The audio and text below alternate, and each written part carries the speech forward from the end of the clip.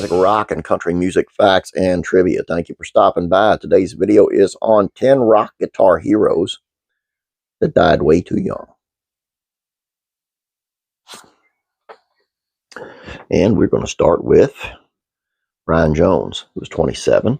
The founding member of the Rolling Stones, Brian Jones helped shape the band's sound, pioneering their signature guitar weaving technique along with Keith Richards, and playing sitar, dulcimer, and marimba, vibraphone, and a myriad of other instruments on their early records.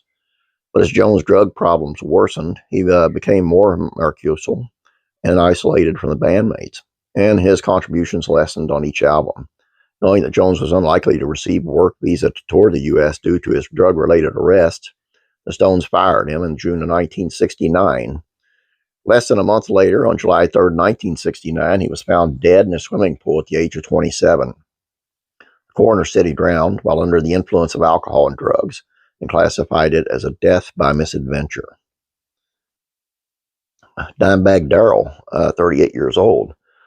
Dimebag Darrell Abbott co-founded Pantera with brother and drummer Vinnie Paul Abbott, and he was just 16 when they released their debut album, 1983's Metal Magic. Within a decade, he would be renowned as one of metal's most virtuosic shredders and inventive songwriters, delivering iconic riffs on genre-defining anthems like Cowboys from Hell, Walk, and I'm Broken. Following the dissolution of Pantera, the Abbott brothers formed Damage Plan. On December 8th of 2004, during a show in Columbus, Ohio, a fan named Nathan Gale climbed on stage and shot and killed Dimebag. The 38-year-old guitarist was buried with Eddie Van Halen's original Bumblebee guitar. Van Halen said at the funeral, "An original should have an original." Dwayne Almond.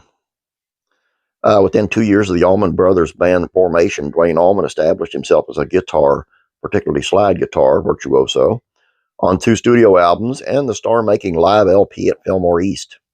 He was also a highly sought-after session musician, working with stars such as Aretha Franklin, Wilson Pickett, Boz Scaggs, and more.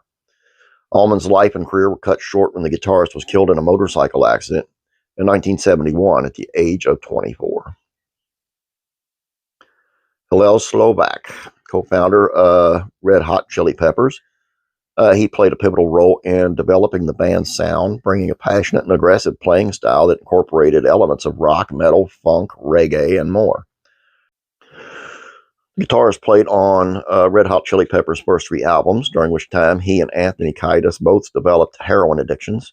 Despite his attempts to quit the drugs, he died of a heroin overdose on June 25th of 1988 at age 26.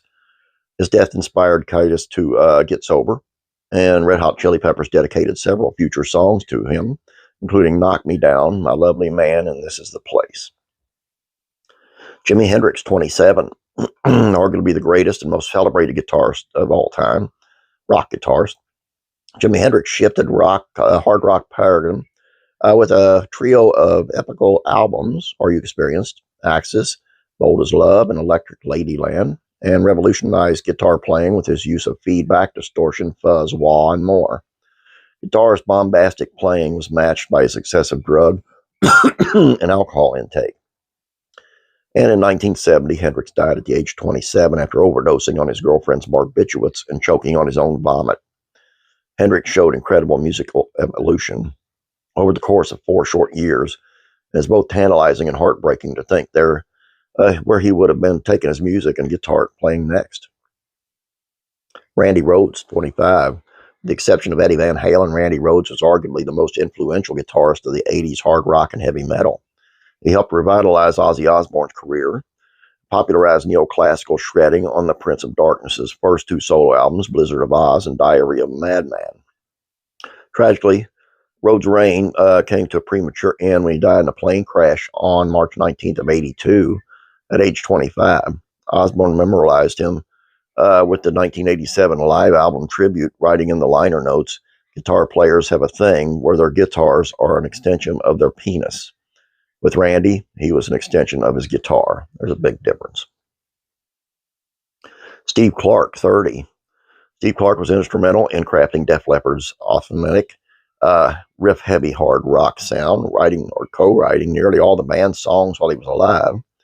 He and fellow guitarist Phil Collen also became known as the Terror Twins due to their wild stage presence and debauched offstage antics. The latter proved Clark's undoing as he died from a combination of alcohol and prescription drugs on January 8th of 1991 at the age of 30. Def Leppard paid tribute to Clark on the 1992 Adrenalized track White Lightning. Stevie Ray Vaughan. After playing guitar on David Bowie's Let's Dance, Stevie Ray Vaughan caught fire with a solo debut, Texas Flood, recorded with his band Double Trouble. The Dallas-born musician quickly established himself as a new blues rock messiah, an heir to the throne of Jimi Hendrix. Vaughan struggled with drugs and alcohol for much of his life before getting sober in 1986. 4 years later, after opening for Eric Clapton in East Troy, Wisconsin, Vaughan died in a helicopter crash in 1990 at the age of 35. Terry Kath. His blistering solos and soulful voice, Terry Kath brought a hard rock edge to Chicago's jazz fusion, rock fusion. Jimi Hendrix even famously declared that Kath was a better guitarist than him when he invited Chicago to open for him on tour. The proposed collaboration album between the two giants never came to be, as Hendrix died in 1970. Kath died 8 years later on January 23rd in 1978 when he shot himself in the head with a gun he presumed was unloaded. Tommy Bolan. Tommy Bolan had a brief career, making a name for himself as guitarist in Zephyr, James Gang, and Deep Purple, while juggling a solo career. His solo debut teaser showed his versatility as a guitarist and songwriter, incorporating elements of glam rock, Latin, funk, and jazz.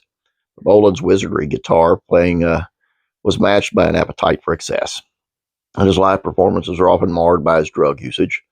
He played his final show on December 3rd, 1976 in Miami, opening for Jeff Beck. In the early hours of the next morning, he overdosed on a lethal combination of heroin, alcohol, cocaine, and barbiturates.